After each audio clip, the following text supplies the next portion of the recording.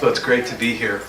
As mentioned earlier, the question was, could we come and talk about ERAS? Certainly, but I thought to warrant that it should be ERAS and beyond. So I've got some good stuff. And it's not going to be the boring thing talking about the 24 different elements of ERAS. So I'll tell you that in advance. So ERAS is an international organization that started in 2001. And you want to look, Ali Lindquist and Ken Fearon, who were two of the founders, wrote this in JAMA Surgery 2017. It's a pretty nice historic overview. They talk about the multimodal, multidisciplinary work and communication collaboration. And I don't mean to jump to the end, but many of you have probably figured some of this out. Like, well, how's it different than what we've already been doing, right? And I think that the answer is some of it's not a lot different than what we've done in cardiac surgery over the years, which is learn, continuously improve, audit what we do, that sort of thing. But other fields that don't have database, like we're fortunate enough to have, this is newer to them. So if you look at these ERAS efforts, one of the things they emphasize, it's about quality, it's not about being fast, and it brings us to 1994 and Richard Engelman and fast tracking. Alan and I have talked about that, but again, it's sort of a institutional, multidisciplinary approach to try to improve outcomes and be more effective, efficient. So that's sort of the roots of ERAS. Again, 2001 is when they got together. Over time, what they've said is now there are 24 elements, and again, I'm not going to bore you with all those details, but think different things through the various phases of care. And ultimately, what we're trying to do is minimize the physiologic and metabolic perturbations associated with surgery that allows the patients to do well. ERAS Society actually started in 2010, and the first World Congress was 2012, so the one we just had in Stockholm was the 6th. These are just a few of the areas. No, that's not working, sorry. Colonic resection, rectal, pancreaticoduodenectomy, cystectomy, goes on down, and increasingly we're seeing this go outside of general surgery and vascular surgery, and see orthopedics and others use it.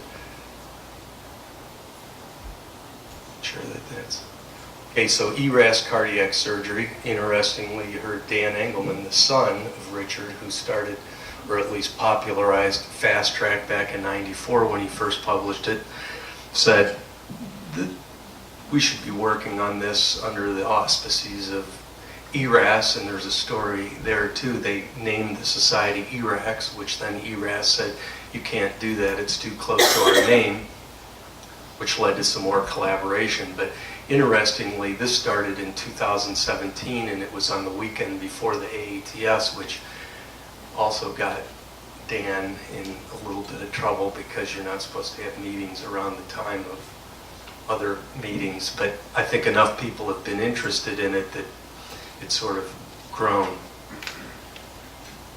I mentioned that 2017. So 2018, some of you mentioned that you either knew of or have you seen some of the presentations. We had the ERAS cardiac meeting on Saturday, and then the AATS asked us to talk on Tuesday, and again, it's about this multidisciplinary, multimodal approach, and it's through the lens of those different phases of care, and then mirroring what goes on in the other ERAS Society efforts. So think in terms of bundling things for infection prevention or multimodal analgesia, that sort of thing. And then there was a presentation by at least the first cardiac program that I'm aware of at the AATS with Judson Williams, formerly at Duke, and now there in Raleigh and associated with, but a separate hospital. And they presented on their results with 932 patients, and again, what they do is try to mirror those things that we've seen in the other ERAS efforts. So you'll see their preoperative or pre-admit, pre-op, intra-op, and this is somewhat representative: prehabilitation, medical optimization, smoking, alcohol cessation, engaging the patient in activating them. Then the carbohydrate loading, which you'll hear a lot about. I would tell you in a number of these things, I'm still not sure how they work or if I'm a complete believer, but one of the things that we've heard about not keeping people NPO for the traditional 6 and 8 hours, but only 2 hours. And in cardiac, they've said 4 because they use a TEE, but with these carbohydrate loads, apparently glucose has been easier to control in the ERAS type populations, I think to be determined in the cardiac surgery population. One thing that I would say is we've been at glucose control for quite a long time, and it's probably hard to imagine that we're going to see major differences. I look at our facilities, and I think we've done an extraordinary job with glycemic control, so it's hard for me to imagine that this is going to make it better, but again, it's a part of it. Intra-op, use of minimally invasive procedures when you can, that's a part of the whole ERAS effort.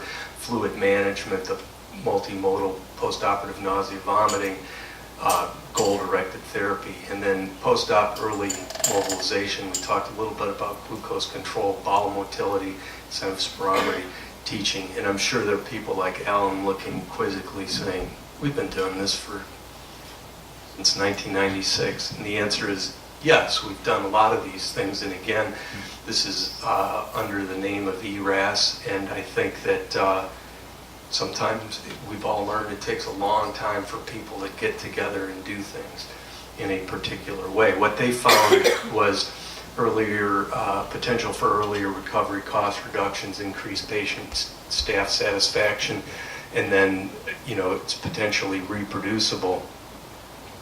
When I look at a lot of these things, I think that because people are excited about it, people have gotten the podium. I don't know that it meets the standards of many things that would normally get accepted at the AATS, but I would say not a week goes by that we don't have somebody calling and saying, hey, what are you guys doing and what does this mean?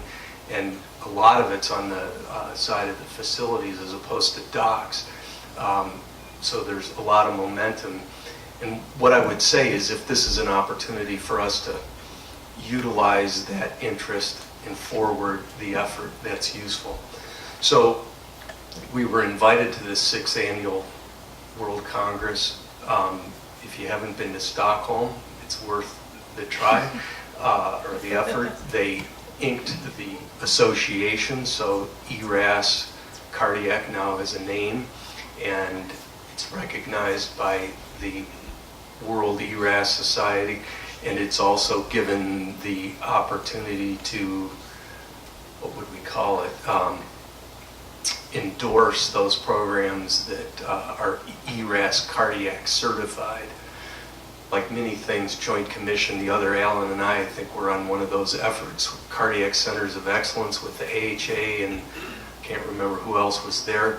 I think oftentimes there's a proprietary interest in people doing these things because, for instance, ERAS would say, well, we're going to have more members, we have more data, we have this auditing system, there's something in it for them. So we presented over a couple of days. I won't bore you with the details, so you think, okay, what's really going on here? And it's probably a year and a half or so ago, I started really thinking about why do we do what we do, right? And that really relates to knowledge management. We're showing data from the Virginia Collaborative, and we're seeing some people doing certain things really well and others not as well. So at one level, there's how do you manage and transfer knowledge? So this is something that I thought pretty deeply about, and at the institutional level, meaning AATS, STS, I think it was April 2017, they came out with this statement about how we should look at these type things, and then look at the evidence and make recommendations. So this becomes sort of the backbone for how we in the ERAS cardiac got together, worked on the various subjects or topics through the phases of care with the template that they already created, and then make recommendations. As you might imagine, all the guidelines will have strengths and limitations. Bias can be introduced in the effort through study design. For instance, criteria, inclusion, exclusion, statistical methods, analysis, timeline of follow-up, and expert opinion. The rate at which information accrues and analyzes is also increasing and creates challenges. So some of the things that the society can do, that's the classic evidence-based medicine, prospective randomized studies, it's slow. Some of these things that you can do in Virginia or ERAS, hopefully a little bit faster, but almost by definition, as I've thought about this, it's a lower level of evidence, but it really gets to that, is it evidence-based medicine or evidence-based practice? And we live in this world of big data where I think that we do have the ability to aggregate data, learn, say here's a positive deviation, so then how do we replicate that? So let me take you on a little journey about how our minds work, how our institutions work, and that sort of thing. April 19th, 1995, 45-year-old man, 5'7", 270 pounds, robs 2 banks during daylight hours with no mask. Surveillance camera footage was shown on the 11 p.m. news. Minutes later, tip was received. Approximately 1 hour later, MacArthur Wheeler was in police custody and stated, "But I wore the lemon juice. I wore the lemon juice." So apparently Wheeler knew that lemon juice, and this is fact, can be utilized as a key ingredient in invisible ink, the stuff we used to play with when we were kids, right? Thought his face would be invisible on surveillance cameras. In fact, Wheeler told the police that he tested the theory by experimenting with Polaroid camera. Okay, so Wheeler obviously suffered from flawed information, judgment, decision making, or a poorly designed experiment. But this gets to the heart of what we see every day, right? We look at data across the region. There's some that are positive deviations, some that are negative deviations. Some things go quickly, some things take a long time. Unbelievable. But I think we alluded to this earlier, surgeon, not me, not my institution, sort of like Lake Wobegon, right? Where all the women are strong, all the men are good looking, and all the children are above average. We used to listen to this when I was in Minnesota regularly. I think it's syndicated, and I know there's been some issues more recently, but think about this. 88% of drivers in the United States rate themselves as above average. I don't know, I think that's humorous, but it's a lot like the people we work with. Take this. Software engineers from company A and company B were individually asked if they were in the top 5% of software engineers. 32% of company A, 42% of company B.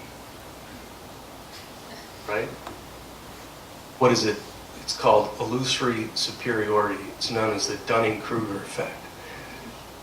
It highlights a poor performer's lack of skill and the necessary knowledge to identify their meager performance. In fact, what I've learned more recently, too, is the same applies for the positive deviations. They don't understand that everybody else doesn't get it. So interestingly, amateurs have been found to rate themselves comparable to experts in various endeavors that include, but are not limited to, humor, grammar, logical reasoning. This is how Dunning and Kruger prove these things. Even college debaters, where the bottom 25% of performers lose 80% of their debates, estimate they're winning at 60%. So this was their publication in 1999. And those that are in the 12th percentile rate themselves in the 62nd percentile, right? And we've all tried to lead these efforts and know how hard it is. But Bill Murray said it extremely well. It's hard to win an argument with a smart person, but it's damn near impossible to win an argument with a stupid person.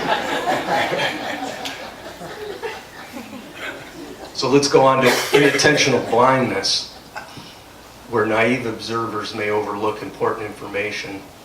It's another phenomenon that may threaten our decision making. I don't know if this will work. There's a video. Might not. Has anybody seen this?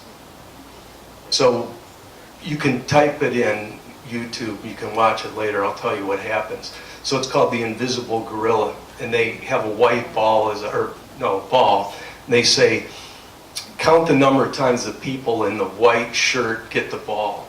Okay. And so if you're anything like me, you focus in and you think, I got it. I don't remember what the number is, like 13. 50% of people don't see that while they're doing that, a gorilla walks into the middle of the group and walks out. And what they ask you is, what about the gorilla? And you think, what are you talking about? Gorilla, I didn't even see it, right? But that's naive people, right? Not necessarily. Look at this study. So they took 24 radiologists and they put a gorilla in the lung field, okay? And the gorilla is 48 times larger than the average lung nodule. It is. 83% of the radiologists missed the gorilla. So again, you wonder why it's hard to get these things done. What about the dual process theory? Fast, unconscious, slow conscious thinking. So type 1, again, is this fast. It's learned by experimenting, especially through trial and error. It includes rules of thumb, best practice, intuitive judgment, common sense.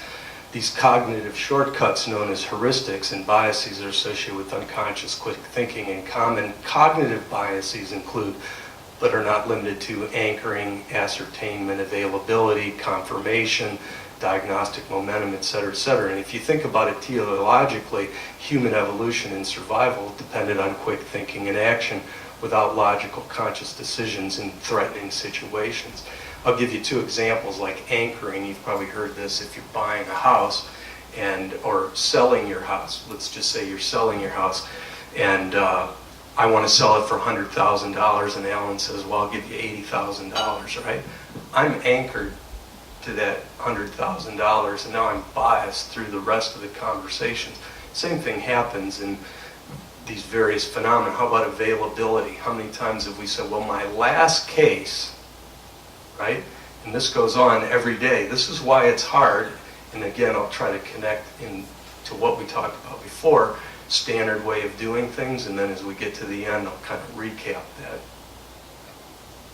The archetype for the slow type 2 process are probability computations that require time and mental energy. Numbers and probabilities are notoriously adversely affected by the use of heuristics.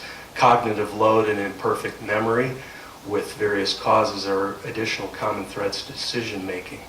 And interestingly to me, it's noteworthy that decision neuroscience suggests that judgment begins with rapid unconscious weighting of emotional tags from our memory, and emotions known to affect judgment and decision making. So what's a heuristic? Rules of thumb, best practice, intuitive judgment, common sense. We do it every day. Ask me a question, I'll give you an answer. But it's not always the best way to do things. Kahneman and Tversky, if you haven't read The Undoing Project, it's worth it, and read some of their other works, but they're the first to talk about availability, representativeness, anchoring, simulation, heuristics. We say, well, we've got a method to combat that, right? So we don't just let one person do it. We've got heart teams now, right? We make decisions. So the wisdom of the crowd. So there's significant potential provided the group address these problems of cognition, coordination, cooperation, and conditions of diversity and independence, but also the real world clinical threats of eminence and eloquence, even providence and vehemence, right? Like, okay, if you stop talking, I'll agree with you. These things go on every day, right? And so we wonder, why do these organizations like VCSQI or ERAS work together? Because underneath it all, we're all struggling with these things, right? Has anybody heard of the Abilene Paradox? Won't steal the thunder. So Jerry Harvey, management guru, wrote about this, tells this great story, that a group agrees to do something despite the fact that privately most or even all members of the group disagree on doing it. Private opinion appears to be in contrast to the overwhelming opinion of the group, which it is in fact not. So he tells the story, right, of these people sitting in a Texas town and it's hot and dusty, and you know, this is the 1960s where the air conditioning doesn't exist in the house or the cars, and somebody says, hey, how about we go to Abilene? Sure, if you want to go to Abilene, we'll go to Abilene. You know, family, they talk about this. Yeah, we'll go to that diner, we'll go have smorgasbords. So they take this hot, dusty road, and then they go have this marginal food, and they get back.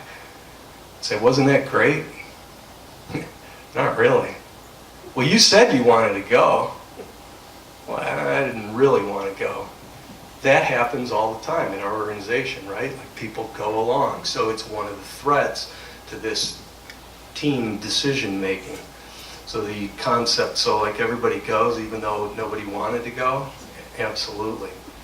Here's another one that I think is funny. You got to use it in the right place. It's good for guessing the weight of a pig at the 4-H fair, right? You get 1,000 people and they say very accurately you can get that. But it doesn't work when it comes to expertise, right? Like we can't replace Kurt's expertise in the operating room by getting a bunch of inexperienced people together and voting on something, right? So like this thing says, smug pilots have lost touch with the regular passengers like us. Who thinks I should fly the plane?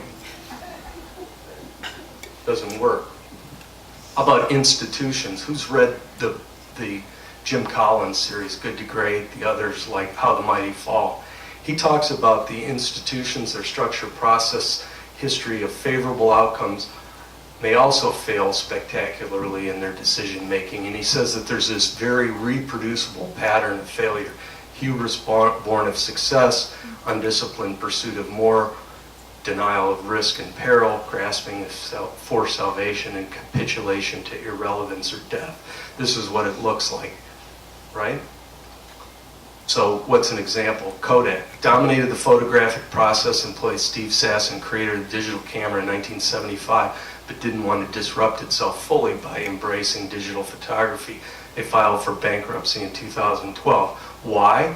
Because a person like Clayton Christensen would say that these disruptive innovators take advantage of the fact that institutions, companies, hospitals, right, work on marginal costs and marginal revenue. That's what we've done. We're just going to do more of it.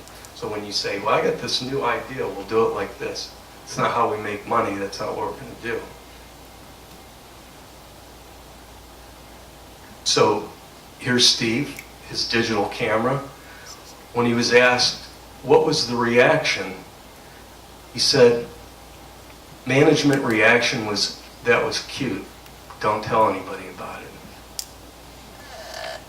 And then this book, if you haven't heard of it, you don't need to read it, but what you need to know is what I've got there in quotes. Much of firm behavior is best understood as a reflection of general habits, strategic orientation from the firm's past rather than the result of a detailed survey of the remote twigs of the decision-making tree. Point being, they're going to keep doing what they always do. It's what goes on at the water cooler. Okay, so what about the work in organizations like this, or ERAS? It's not just knowledge management, but how do these ideas flow? Adam Smith in Visible Hand suggests that it's human nature to exchange ideas, offer assistance and favors out of sympathy. But Alex Pentland, who's a MIT professor, has ongoing research that suggests that this exposure, exploration, and engagement are fundamental to idea flow. In fact, he's found that the rate of idea flow predicts half of the variation in the productivity of organizations. Many diverse ideas and dense interactions are also characteristics of high-performance groups. And what he talks about, it's probably much like being at home, where people finish each other's sentences. There's an even discussion, nobody dominating it. These are representative of these dense interactions. He uses technology like sociometer to be able to gather this data and correlate it with companies' outcomes. Pretty fascinating work. So decisions are found to be a combination of personal and social information. For example, when personal knowledge is low, we characteristically increase the weight of social information. Testimonial approach. How many times have we seen that? Who's a good surgeon? Well, he is. Go there. Okay, they go there. You think, well, not me. I mean, I'm a smart guy. I'm rational. I know how to do research, right? I'm building a home. Who should I have build my home, right? It's hard to measure a lot of these things. So you can imagine what our patients feel like. There's just the book, if you haven't read it, it's worth a quick read, Social Physics. What I try to show you there is there's this balance between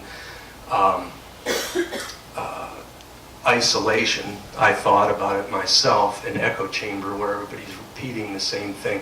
And he's correlated, for instance, companies in the financial world in these interactions and their profits. I know it sounds strange, but what, again, we're getting at is we have the potential to make poor decisions, so do our patients. We live in or work in these organizations that have their own unique challenges, same as with the heart teams. And we also need to think about how we manage information and how these things flow. For those that haven't seen it, Everett Rogers published this Diffusion of Innovation back in '62, and I don't know, it's like in the 5th or the 7th edition.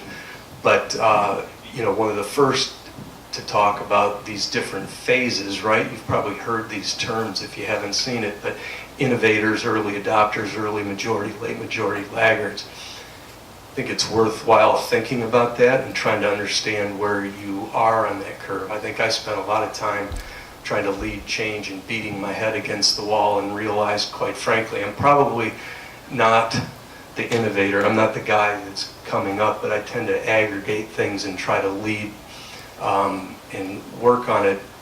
I think that I'm at least 2 years, if not in some cases 5 years ahead of what the institution will do. So what I've had to learn is, A, that's just fact. B, how do you keep working around the edges till you get enough momentum to get these things going? Anybody ever seen this paper about the answer 17 years? What's the question? It's like the beta blockers. After we decide that something is evidence, on average it takes 17 years before it's generally utilized in medicine. Unbelievable. So let's go through a couple real world examples. Has anybody read this 2010 Hannon? It's like 16,000 patients from 19 hospitals in New York that got cathed, and using AHA and ACC guidelines, 64% of the time, or about 10,000 of those patients, the cath lab doc made the decision about what should happen to them. So using those criteria, if they had an indication for a CABG, 53% were recommended for CABG, 34% for PCI. If they had a PCI indication, 94% got recommended for PCI. And if it could be either CABG or PCI, 93% were recommended for PCI, 5% for CABG. So again, this is the world we work in. This is what organizations like yours are trying to improve, going back again to ERAS by institutionalizing things. And what I will tell you, I'm sort of jumping to the end, what you want when you go through these efforts, whether it's at the state level or an institutional level, is to have operational routine and tacit knowledge. And I always think of it like a box. I want the patient in the box. And if they are going to veer from being in that safe place in the box, everybody on the team needs to know that they're going out. So again, that's operational routine. What it sounds like is that's not what we do, right? And here's what we do when they start to go out, or if they're out.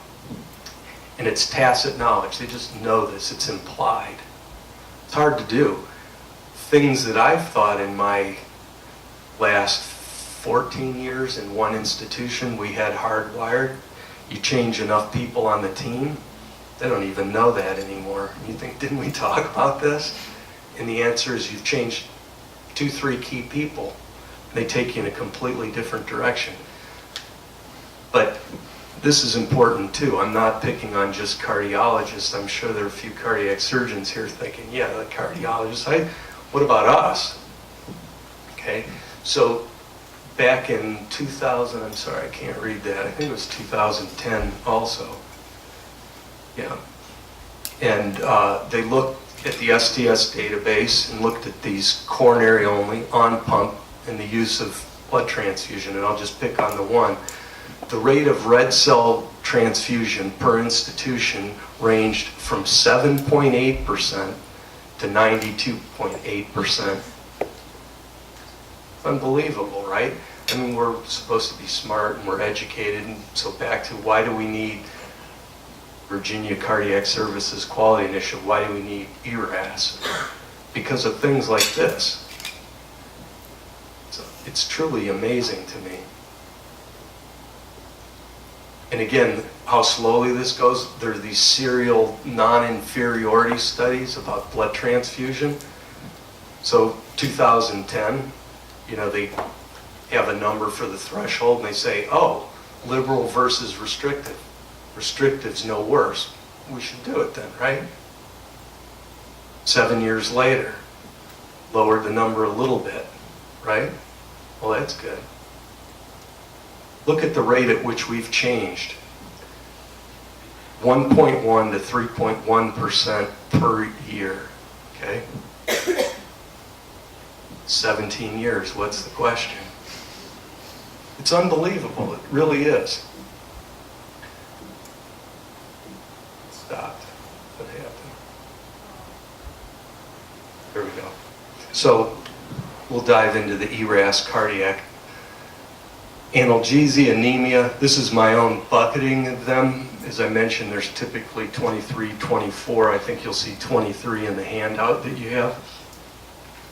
But I tried to collate them to make that number. So, we might have been looking at rewarming on cardiopulmonary bypass and management in the perioperative period of temperature. So I just tried to bucket that, show you what those different topics are.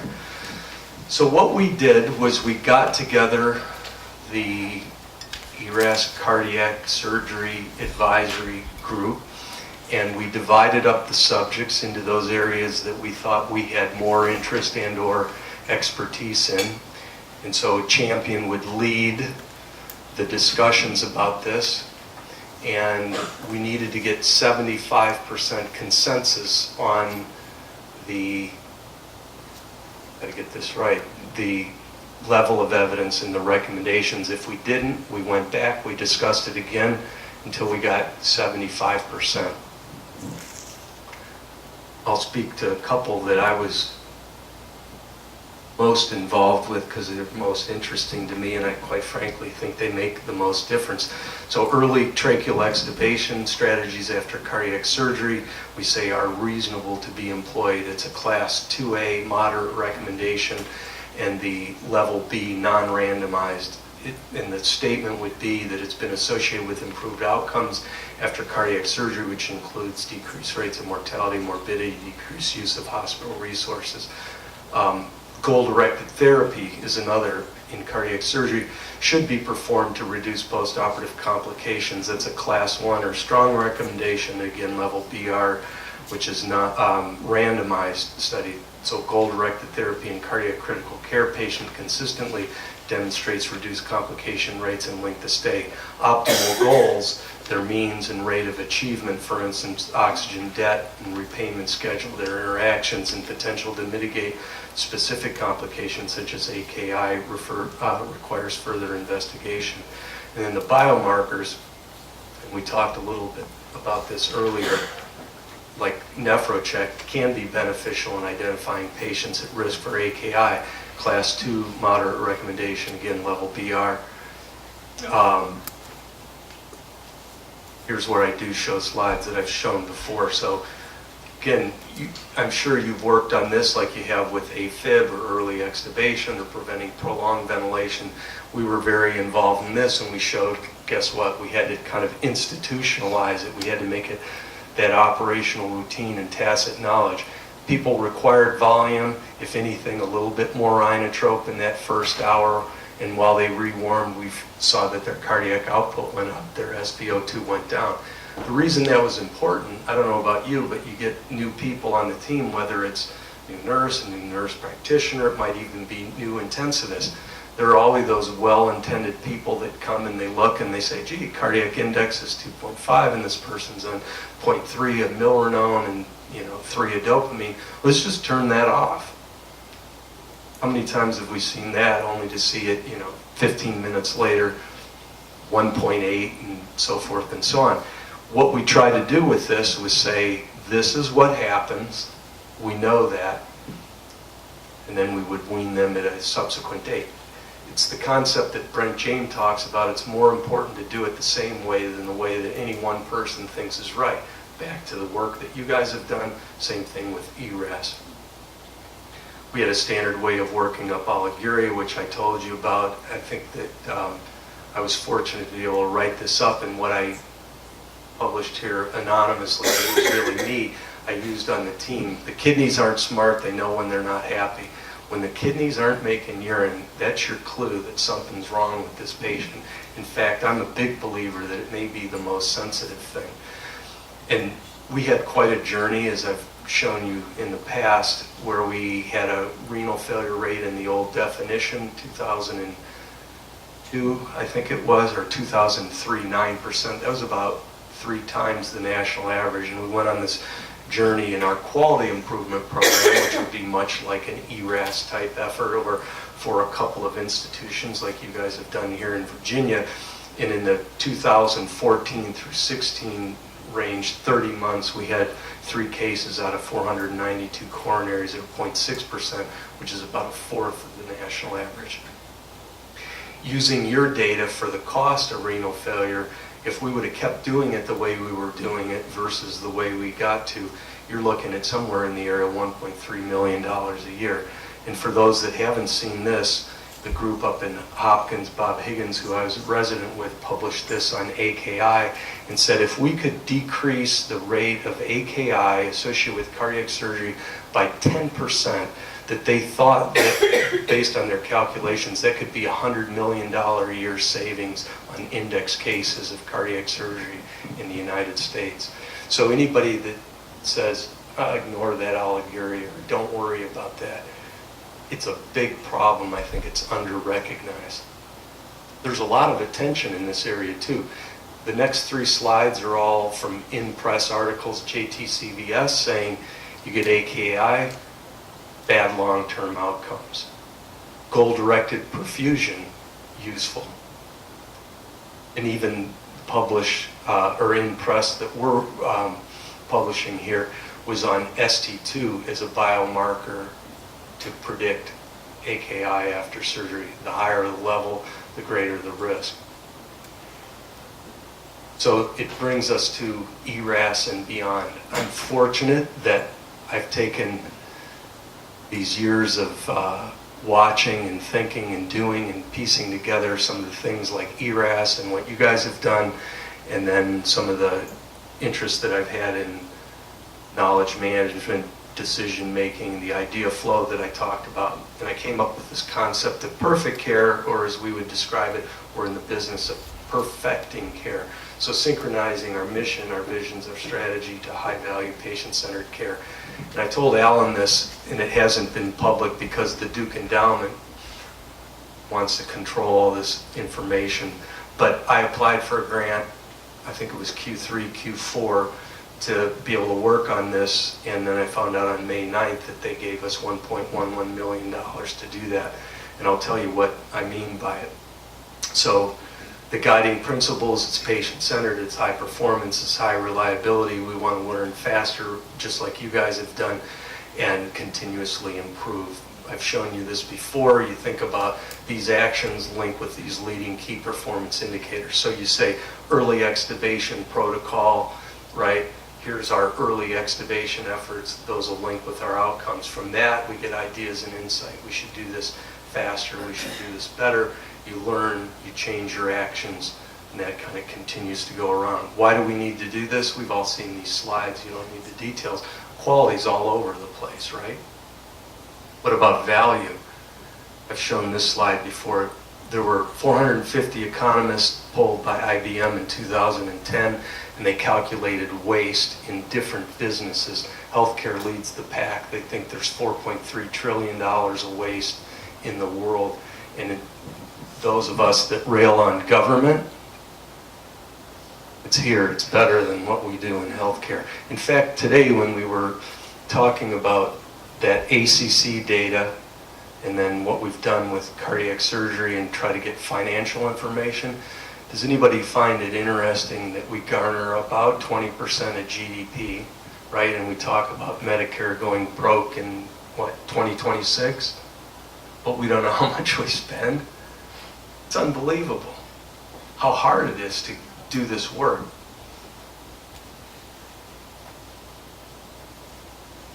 So what we're looking to do with Perfect Care is improve patient access, education, eliminate disparities in the paraprocedural care in the Carolinas. We look to create pathways and protocols, and much like ERAS, to monitor that. I heard talk of this earlier about AFib.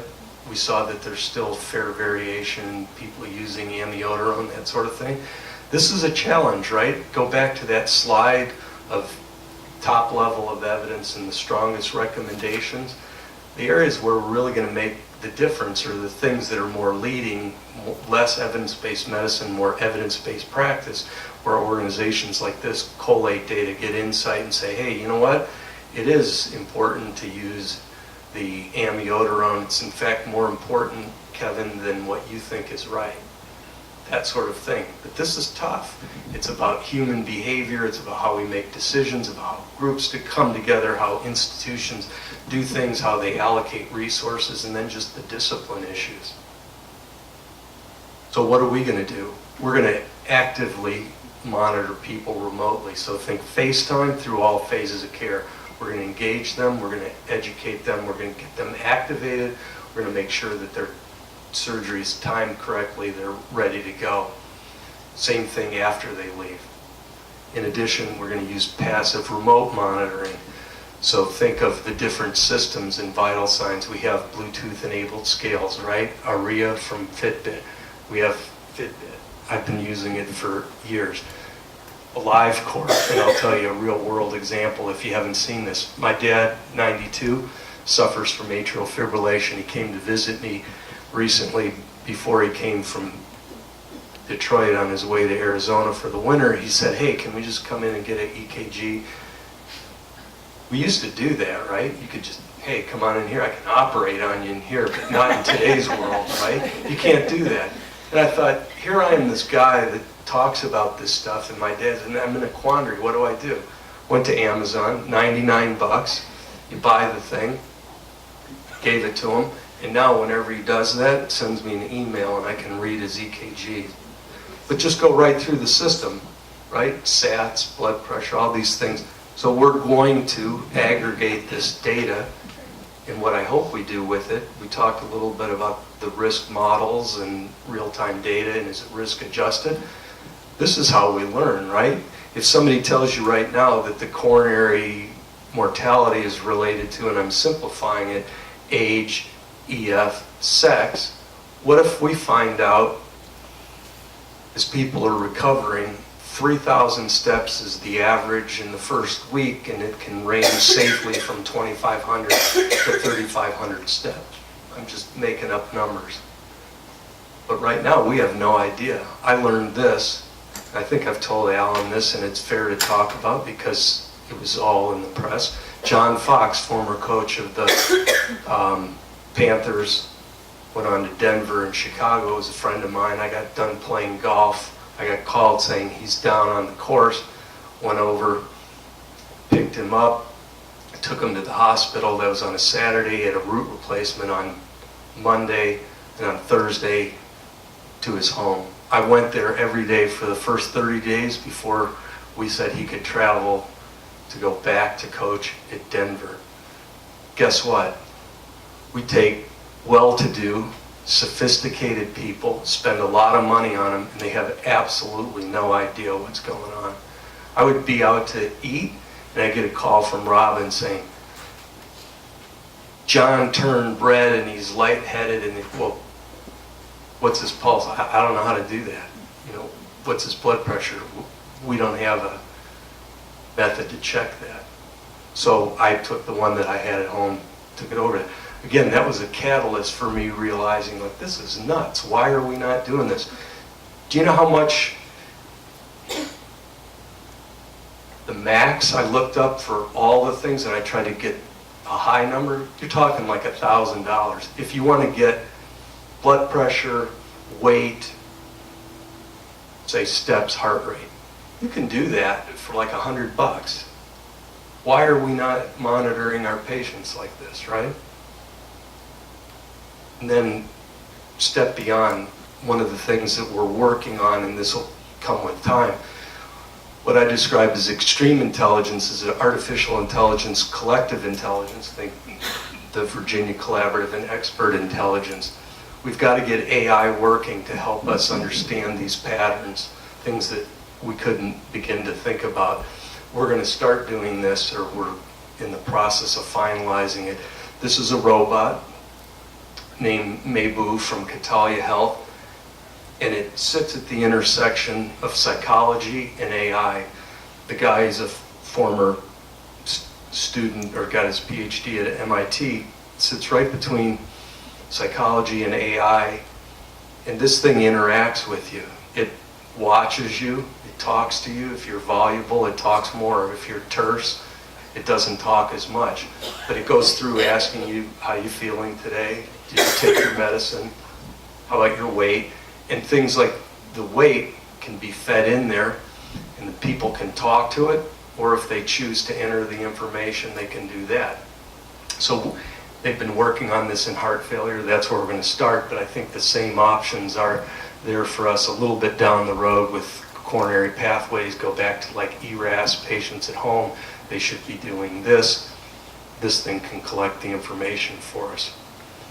So in addition to this personalized cardiac care, the collaborative, again, what I thought about is I thought about this whole thing. Fundamentally, we want to learn faster, and we want to continuously improve. You're going to learn faster by having more data and then making sense of it. In addition, back to that extreme intelligence, you need the collaborative to be working on these things, not only to gather the insight, but to spread this. So I mentioned the tele-solutions through all phases of care. I know that there are various opinions about this, but I think those that say it works probably have evidence that it works. Those that say it didn't work could prove that it didn't work. But I'm somewhat, I guess, non-denominational. We've used the EICU technology to cover other cardiac centers, and we plan on spreading that. And I think it's one of those things you have to use in the right way. If you're trying to do it at your highest acuity center where you need people, or you're not properly staffed, that sort of thing, it's not going to work. But if you're doing it with expert people that are at your highest acuity center, and you have a way of doing it, and they can augment, say, a lower acuity facility, that work can be done. We've been doing it. So in summary, what I was trying to say is quality, safety, and the deviation from evidence-based medicine practice may be threatened by individuals, teams, and institutions. Knowledge of the principles related to decision-making, biases, idea flow, knowledge management is vital. And so discipline focus on structure, process, institutional learning, development of culture of continuous improvement mitigates the risk, threats to performance and reliability. Again, I can't say it enough. Fundamentally, we want to learn quickly, we want to continuously improve. That's what drives us. This work, ERAS, or what Virginia's doing, has to get to the point where it's operational routine, tacit knowledge. This is just what we do, and we know it. That's the true value. What you'll find when you read these ERAS things, quite frankly, is you'll say, there's no proof of that. You're right, like the multimodal analgesia, People are doing it at different drugs at different times in different ways. But what you do is you experiment with it, implement something, learn from it, optimize it. I love this. If anybody hasn't read despair.com, there's these great slides. Challenges. I expected times like this, but never thought they'd be so bad, so long, and so frequent, right? 1996, you guys have been at this for, 24 years? Amazing. So thank you. I appreciate the opportunity to be here, and certainly thank all the people that put up with me on a daily basis. I mentioned my dad. It's him there. And those that on a daily basis. This is a great photo. This was him. So he was in the Battle of the Bulge. I don't mean to take your time. He's a truly amazing guy, 18 years old, off a Liberty ship. He can tell you, on this day on this ship, I walked here, we did that. In fact, the other day, he said to me, I told you about that first shower that I got after 4 months in battle. He said, I was watching the History Channel and I saw the castle that we were in, that sort of thing. So this was him. He just retired in December, and the girls were at his office. Amazing guy. Anyway, I really appreciate the opportunity to be here, and if anybody has questions, I try to answer.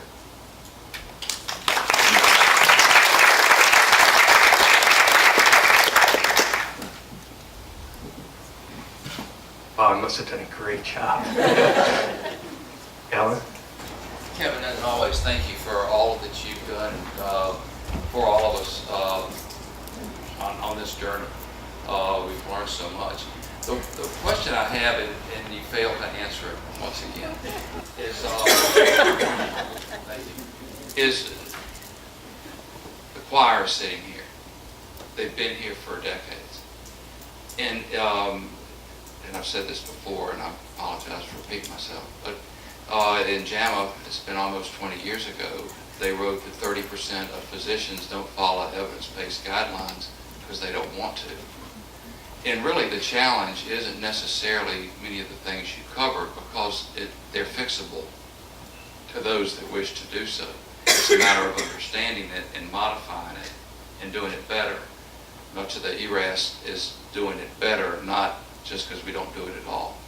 How do we really change in the curve, and how do we motivate the 30% that just don't care about the data? Because they do care about their patients. They're a fundamental part in us. But there is the resistance and reluctance to embrace what is known and implement that. And so what's been your solution? I don't know that I have all the answers, but I hope that I tried to address where I think the opportunities are. So you go back to for instance, the paper that we wrote that followed the line of thinking there about knowledge management and transfer, decision-making biases, that sort of thing.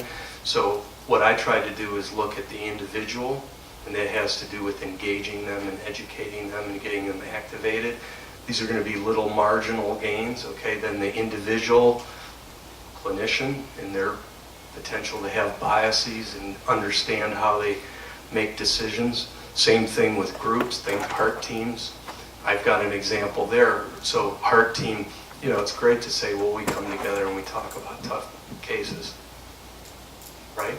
But what I said we should be doing, and it goes back to some of the teaching like Kahneman, Tversky, or Thaler and Sunstein, where I've tried to get some of this insight is economics traditionally, and then behavioral economics. So an economist would say, well, look, we looked at this, you should buy this car, or you should buy that house.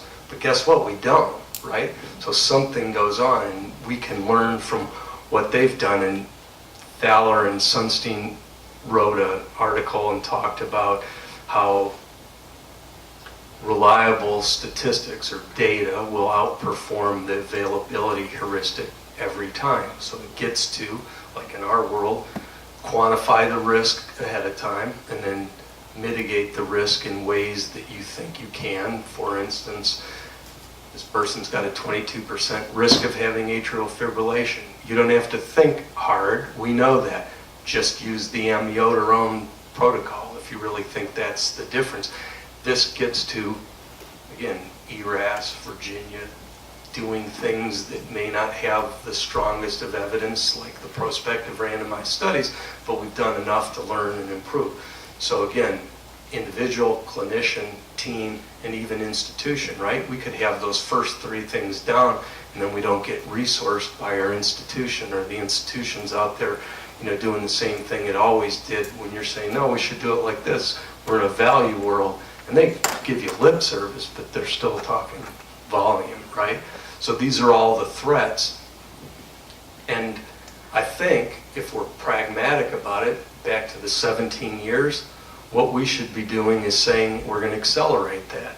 So again, underneath that, what I'm trying to do with Perfect Care is collect more data, feed it back to the team, take away the variation in, well, this is what I want to do, creating ways that everybody agrees. And it actually gets to the process. Like, what I realized the value of ERAS was not the 4 letters, was not per se the 24 different domains or topics, but it's the process that you go through. So this is our plan with our group. We're in the process of creating these protocols, right? Both for our institution, and then open them up. You're welcome to use them, the other people in the Perfect Care Collaborative. But it's how we do that, right? It's how we manage knowledge, how ideas flow. And if we take the team through, say, here's the literature, we want to have a way of doing this. If we can get consensus, 75%, that's the way we're going to go. We agree to that ahead of time. So by doing that in this interactive, inclusive way, it becomes their way, their idea. There were some clever guys along the way. I was always good, I think, at doing things, but not so good at doing things through other people. And one of my colleagues would say, make them think it's their idea. I think that that's what this process is about. It's about getting together. It's about looking at the amiodarone protocol. And maybe it's not just the people in this room. Let's say you all bought in, but you got to go home and there's a guy that won't do it. Those people have to be a part of it. We're going through this. Again, we've lost our institutional memory, certain things that we did well, we haven't done as well more recently, and we're going to circle back, and this is exactly what we're going to do. And I think it's just a tough, tough process, and maybe what we say is our learning cycles are 5 years, not 17 years, but it's not going to be 100% discipline every time. I hope that helps. It's tough work, it really is. Anything else? Thank you. Well,